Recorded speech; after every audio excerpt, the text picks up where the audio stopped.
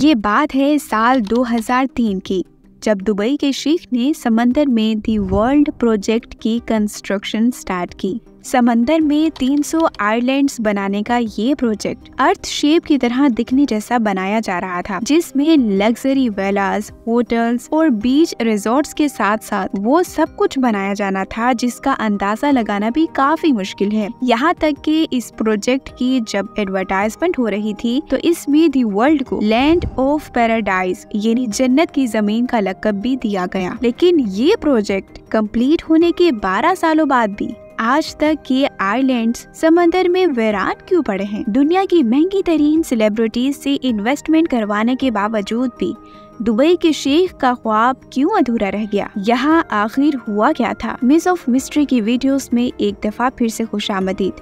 तो नाजरीन, ये बात तो हम सबको मालूम है कि दुबई के रूलर शेख मोहम्मद बिन रशीद आल मखतूम ने दुबई में वो कुछ कर दिखाया है जिसकी मिसाल पूरी दुनिया में नहीं मिलती। आज से 30 साल पहले दुबई में सिर्फ एक बिल्डिंग हुआ करती थी जिसको आज दुबई वर्ल्ड ट्रेड सेंटर कहा जाता है, लेकिन इसके बाद यहाँ back to back construction projects ने दुबई की वो किस्मत बदली कि जो शहर 100% अपने ऑयल पे डिपेंडेंट था वो अब सिर्फ 3% ऑयल पर डिपेंडेंट रह गया है। और शेख का ख्वाब भी कुछ ऐसा ही था। दुनिया की सबसे ऊंची बिल्डिंग बुर्ज खलीफा से लेकर दुनिया के पहले और आखिरी 7 स्टार होटल बुर्ज अरब तक दुबई का कोना कोना वर्ल्ड क्लास लग्जरी फैसिलिटीज से भरा हुआ है। जब दुबई के पास मजीद मेगा प्रोजेक्ट्स बनाने के लिए जमीन कम पड़ गई तो शेख ने समंदर का रुख किया। ये बात है 2001 की, जब दुबई पहले ही बुर्जुल अरब बनाकर वेस्टर्न टूरिज्म अपनी तरफ अट्रैक्ट कर बैठा था। दुबई के बीचेस काफी ज्यादा फेमस होने लगे थे और बात यहाँ तक पहुँच चुकी थी कि अब दुबई के पास बीचेस की जगह कम पड़ गई। दुबई की कोस्ट लाइन जो सिर्फ 70 किलोमीटर पर फैली हुई थी, इसको अब बढ़ाने का वक्त आ चुका था। स्टार्टिंग में प्लान ये था कि दुबई के समंदर में 3 आर्टिफिशियल आइलैंड्स बनाए जाएंगे, जिनको जब स्पेस से देखा जाएगा तो इनकी शक्ल पाम ट्री जैसी होगी। पाम जुमेरा, पाम जबल अली और पाम डेरा। 2001 में सबसे पहले पाम जुमेरा पर काम स्टार्ट कर दिया गया, क्योंकि शायद ये प्लान किए गए आइलैंड में सबसे छोटा था। सिर्फ अकेले पाम जुमेरा की वजह से ही दुबई की कोस्ट लाइन में 56 किलोमीटर यानी 80% का इजाफा हो रहा था। कोस्ट लाइन बढ़ाने का ये आइडिया दुबई के शेख को इतना भा गया कि पाम जुमेरा की कंस्ट्रक्शन कंप्लीट होने से पहले ही पाम जबल अली और पाम डेरा पर भी काम स्टार्ट कर दिया गया। इन 3 आइलैंड्स के अलावा एक और प्रोजेक्ट भी था जिसने किसी मैग्नेट की तरह पूरी दुनिया की अटेंशन अपनी तरफ खींच ली। ये प्रोजेक्ट दी वर्ल्ड के नाम से लॉन्च किया गया, जिसमें 300 छोटे आइलैंड्स मौजूद थे। दी वर्ल्ड का डिजाइन अर्थ के मैप के हिसाब से रखा गया था, जिसमें हर कंट्री के नाम से अलग अलग आइसलैंड बनाए गए थे। 2003 में द वर्ल्ड की कंस्ट्रक्शन का काम स्टार्ट कर दिया गया, जो कि दुबई के साहिल से 3.5 किलोमीटर दूर समंदर की ताबड़तोड़ लहरों को रोक कर बनाया जा रहा था। दी वर्ल्ड आइलैंड असल में दुनिया की एलिट क्लास के लिए एक प्लेग्राउंड होने वाला था। इंटरनेशनल एक्टर्स, रॉयल क्लास और बिजनेस टाइकून से खूब जमकर इस प्रोजेक्ट में हिस्सा लिया। कुछ ने अपने पर्सनल यूज के लिए यहाँ आइलैंड खरीदे तो कुछ ने इसकी एडवर्टाइजमेंट करके अपना पार्ट प्ले किया। यहाँ पर छोटे से छोटे आइलैंड की कीमत $15 मिलियन यानी 112 करोड़ रुपए रखी गई, और बड़े इनके तो क्या ही कहने। एक आइसलैंड $50 मिलियन यानी कि तकरीबन 375 करोड़ रुपयों में सेल किया गया। जिस तरह दुबई को पास्ट प्रोजेक्ट्स में भरपूर कामयाबी मिली थी, इसी तरह दी वर्ल्ड में भी मिली। कंस्ट्रक्शन कंप्लीट होने से पहले ही 2008 में 60% से भी ज्यादा आइलैंड्स सेल आउट हो चुके थे। लेकिन सवाल ये है कि समंदर में रेत से बने इन आइलैंड्स की इतनी ज्यादा कीमत क्यों रखी गई? पहली बात तो ये है कि इतना आसान काम नहीं है। ठाठे मारते हुए समंदर में एक छोटा सा आइलैंड भी बनाना बहुत मुश्किल होता है। यहाँ तो फिर दुबई ने 300 आइलैंड्स बनाए थे। एक आइलैंड को बनाने में इतनी ज्यादा रेत इस्तेमाल हुई थी कि इससे पूरा क्रिकेट स्टेडियम टॉप से लेकर बॉटम तक भरा जा सकता था। अगर पत्थरों की बात की जाए तो दी वर्ल्ड आइसलैंड में इस्तेमाल होने वाले पत्थरों का वजन 5.5 लाख ट्रेन इंजन के वजन के बराबर बनता है। 9 किलोमीटर लंबा और 6 किलोमीटर चौड़ा तोड़ा ये प्रोजेक्ट बनाने में दुबई गवर्नमेंट को 14 अरब डॉलर खर्च करने पड़े। इस रकम से दुबई 9 बुर्ज खलीफा या फिर 14 बुर्जुल अरब जैसे 7 स्टार लग्जरी होटल्स बनवा सकता था।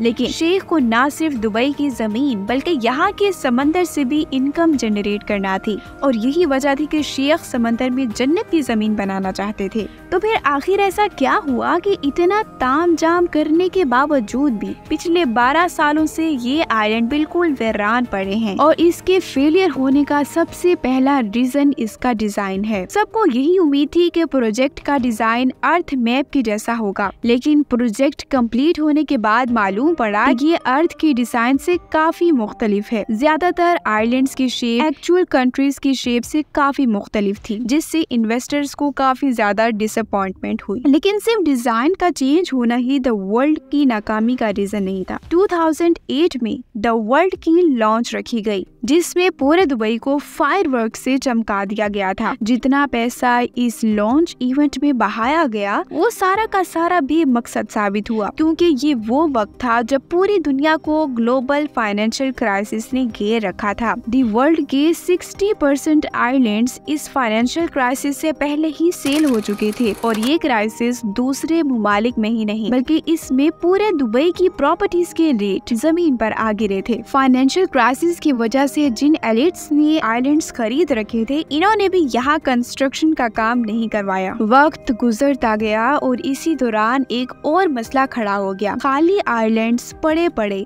आहिस्ता आहिस्ता समंदर की नजर होने लगे। ये नोटिस किया गया कि कई आइलैंड्स इरोजन की वजह से समंदर के नीचे जा चुके हैं। ये खबर जहां अपने तौर पे काफी डेंजरस थी, वहीं मीडिया कवरेज ने लोगों का ट्रस्ट इस पर मजीद कम कर दिया। इसका नतीजा ये हुआ कि ग्लोबल फाइनेंशियल क्राइसिस खत्म होने के बाद दुबई के दूसरे एरियाज में तो बिजनेस वापस लौट आया, लेकिन इन आइलैंड्स पर इरोजन के डर से किसी ने भी अपनी किस्मत नहीं आजमाई। इंजीनियर्स और रिसर्चर्स टीम ने जब आइलैंड ऑर्गन को इन्वेस्टिगेट किया तो एक और खौफनाक मामला उभर कर सामने आ गया। पाम जुमेरा, जबल अली और पाम डेरा की कंस्ट्रक्शन में इस्तेमाल होने वाली रेत पर्शियन गल्फ के समंदर से ही ट्रॉयर के जरिए निकाल कर आइलैंड साइड पर डंप की जाती थी। जिन शेल्फ वाटर से ये रेत निकाली गई थी, वहाँ पानी का दबाव बढ़ने की वजह से समंदर की वेव्स में काफी हलचल देखी गई। ये सैटेलाइट फुटेज 2002 की है, जब सिर्फ पाम जुमेरा बनाया गया था।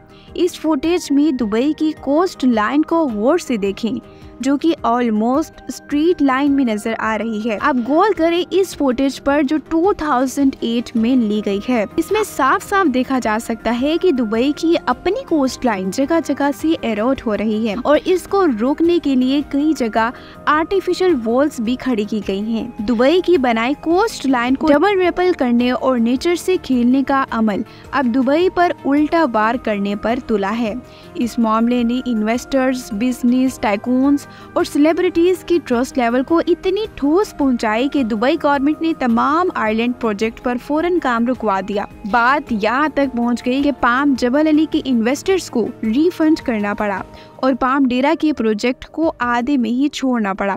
जो लग्जरी वर्ल्ड आइलैंड्स में की जा सकती है, वो पाम जुमेरा पर लोग ऑलरेडी कर रहे हैं। आखिरकार ये दुबई का पहला आर्टिफिशियल आइलैंड प्रोजेक्ट है जो भरपूर कामयाब हुआ। कई फेमस सेलिब्रिटीज पाम जुमेरा में ऑलरेडी अपनी प्रॉपर्टीज ओन कर चुके हैं, जिनमें famous football player David Beckham, Shahrukh Khan और शिल्पा शेट्टी के साथ साथ कई जाने माने नाम भी शामिल हैं। लेकिन ऐसा भी नहीं है कि किसी ने भी अपना मेंशन नहीं बनाया। 300 में से 9 आइलैंड्स ऐसे हैं जिनको डेवलप किया जा चुका है। इनमें लुबनान आइलैंड, यूरोप आइलैंड और फॉर्मूला 1 ड्राइवर ने बनाया माइकल शूमेकर आइलैंड डेवलप किया जा चुका है। बाकी तमाम 291 आइलैंड्स अभी तक खाली पड़े हैं और आहिस्ता आहिस्ता समंदर की नजर होते जा रहे हैं। दुबई के शेख अपनी इस नाकामी से अच्छी तरह वाकिफ हैं और अपनी इस गलती को सुधारने के लिए नए और जदीद प्रोजेक्ट्स भी लॉन्च करने में लगे हैं। नया प्लान ये है कि पहले दी वर्ल्ड के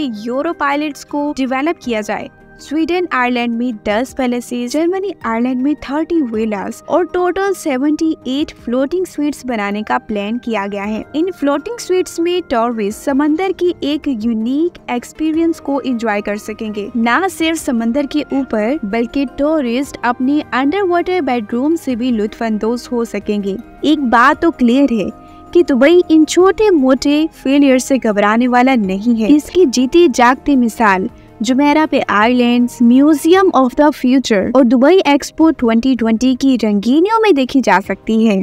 साथ ही साथ दुबई के फ्यूचर प्रोजेक्ट्स में दुनिया की सबसे पहले डायनामिक बिल्डिंग भी बनाई जाएगी, जो कि आज से पहले किसी ने भी नहीं बनाई है और ना ही इसके बारे में सोचा गया है। तो ये दुबई का आने वाला फ्यूचर का एक बहुत ही बड़ा और अमेजिंग प्रोजेक्ट होने वाला है। उम्मीद है कि आज की ये जबरदस्त वीडियो आप सभी दोस्तों को बहुत ही ज्यादा पसंद आई होगी। इसी तरह की इंफॉर्मेटिव वीडियोस आप तक पहुंचती रहे, इसके लिए हमारे चैनल को सब्सक्राइब करके बेल नोटिफिकेशन को ऑन कर लीजिए। मिस ऑफ मिस्ट्री की अगली वीडियो में फिर मिलेंगे, तब तक के लिए अल्लाह हाफिज।